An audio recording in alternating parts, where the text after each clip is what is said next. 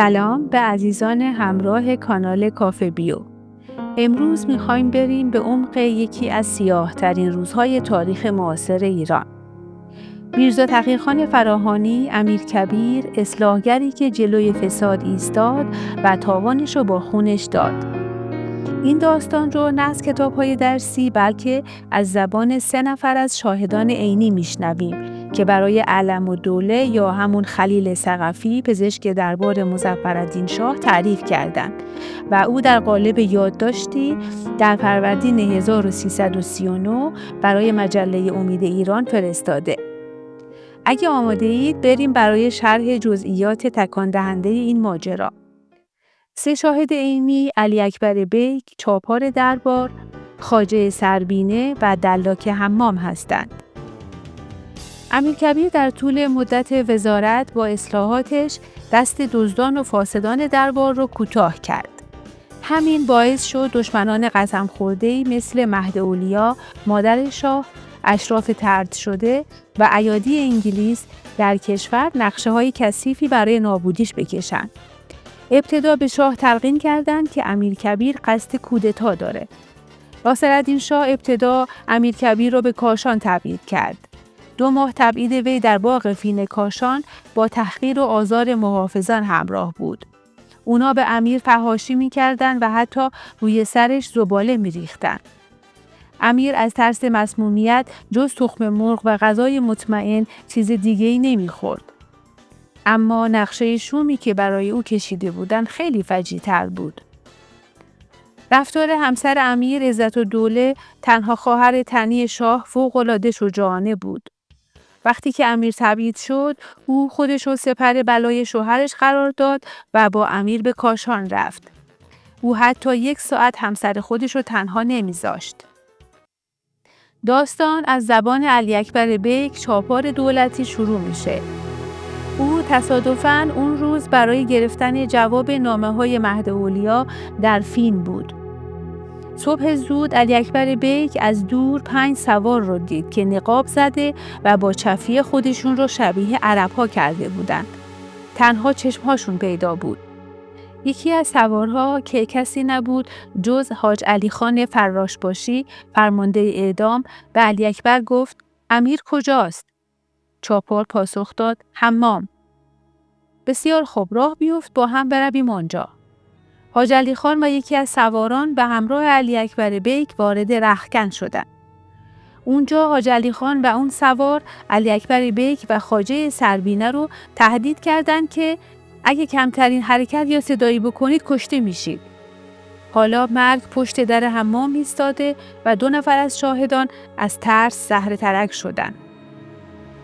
در این وقت فراشباشی نقاب از چهره خودش کنار زد و صورتش کاملا نمایان شد و بلافاصله وارد گرمخانه شد. ابتدا با سر تعظیمی کرد. امیر گفت کجا بودید حاج علی خان؟ از تهران می آیم. لابد برای من حامل فرمایشی هستید. بله. و بلافاصله دست در جیب کرده کاغذی بیرون آورده در مقابل چشمان امیر که در صحن حمام نشسته و دلاک پشت او را کیسه می‌کشید گرفت. چاکر آستان ملائک، پاسبان فدوی خاص دولت ابدمدت حاج علی خان و پیشخدمت خاصه فراشباشی دربار سپهر اقتدار مأموریت دارد که به فین کاشان رفته میرزا تقی‌خان فراهانی را راحت نماید و در انجام این مأموریت بین الاقران مفتخر و به مراهم خسروانی مستحضر باشد. امیرکبیر این مرد بزرگ با خونسردی و حفظ وقار 3 درخواست آخرش را مطرح کرد و هر 3 با پاسخ قاطع خیر فراشباشی روبرو شد. آیا می‌گذارید از حمام بیرون بیایم؟ خیر. می‌گذارید 1-2 کلمه به عزت‌الدوله پیغام داده خداحافظی کنم؟ خیر. می‌گذارید وصیت خود را بنویسم؟ خیر. امیرکبیر دید راهی نیست. آخرین پیشنهادش را مطرح کرد. پس لااقل خواهید گذاشت این مأموریت شما به طرزی که من می‌گویم انجام بگیرد. فراشباشی پذیرفت. امیرکبیر نمی‌خواست لحظات آخر عمرش در برابر جلاد خار شود. او رو به دلاک کرد و پرسید نیشتر فسادی همراه داری؟ دلاک نیشتر را از رختکن آورد و به دستور خود امیر رگ‌های هر دو بازوی صدر اعظم را زد. خون فوران کرد. دلاک از ترس و حیرت در گوشه ایستاده بود. امیرکبیر از خونریزی کاملا بی‌حس شده بود و اینجاست که جنایت کامل میشه. حاج علی خان بعد از چند دقیقه که دید امیر بی‌حس شده به سربینه رفت و به آن سوار نقاب‌پوش که با خنجر مواظب علی‌اکبر بیک و خواجه بود گفت بیا. این شخص که کسی جز میرغضب دربار ناصرالدین شاه نبود به دنبال فراشباشی به حمام رفت. همین که وارد گرمابه شدند فراشباشی گفت معطل نشو، کارش را تمام کن. میرغضب با چکمه لگدی به پشت امیر نواخت. امیر غلتید و روی زمین افتاد. تمام صحن حمام را خون گرفته بود. جلاد دستمال ابریشمی را لوله کرد، به حلق امیر فرو کرد و گلوی او را آنقدر فشار داد تا جان داد. بعد رو به فراشباشی نموده گفت دیگر کاری نداریم. حاج علی خان و میرغضب بلافاصله از حمام بیرون آمدند و با همراهان خود سوار اسب‌های تندرو شده و به طرف تهران رهسپار شدند. این بود روایت تکان دهنده یکی از فجیع‌ترین قتل‌های سیاسی تاریخ ایران.